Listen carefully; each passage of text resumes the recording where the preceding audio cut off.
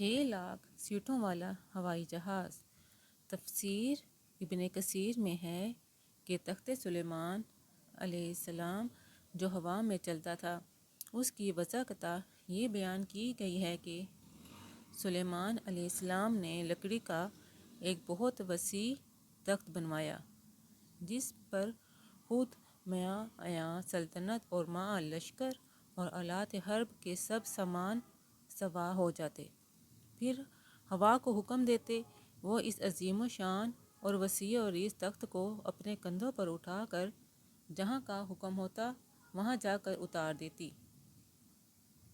یہ ہوائی تخت صبح سے دوپہر تک 1 مہینے کی مسافت طے کرتا اور دوپہر سے شام تک 1 مہینے کی، یعنی ایک دن میں 2 مہینوں کی مسافت ہوا کے ذریعے طے ہو جاتی تھی۔ ابن ابی حاتم نے حضرت سعید بن جبیر سے نقل کیا ہے کہ اس تخت سلیمانی پر 6 لاکھ کرسیاں رکھی جاتی تھیں، جس میں سلیمان علیہ السلام کے ساتھ اہل ایمان انسان سوار ہوتے تھے، اور ان کے پیچھے اہل ایمان جن بیٹھتے تھے۔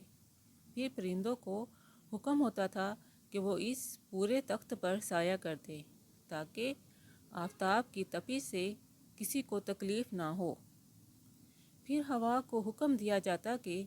وہ اس عظیم و شان مجمع کو اٹھا کر جہاں کا حکم ہوتا وہاں پہنچا دیتی تھی، اور بعض روایات میں ہے کہ اس ہوائی سفر کے وقت پورے راستے میں حضرت سلیمان علیہ السلام اپنا سر جھکائے ہوئے اللہ کے ذکر و شکر میں مشغول رہتے تھے، دائیں بائیں کچھ نہ دیکھتے تھے اور اپنے عمل سے تواضع کا اظہار فرماتے تھے۔ ویڈیو اچھی لگی ہو تو ویڈیو کو لائک اور چینل کو سبسکرائب کر دیں۔